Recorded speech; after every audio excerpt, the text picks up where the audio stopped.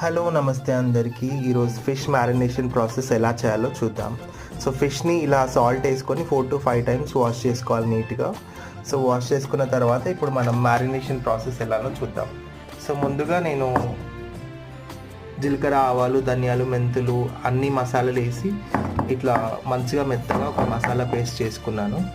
So ఇప్పుడు marination process చూద్దాం. మనం గ్రైండ్ చేసుకున్న మసాలా పౌడర్ వేయాలి. ఇందులో పొడి 2 స్పూన్లు,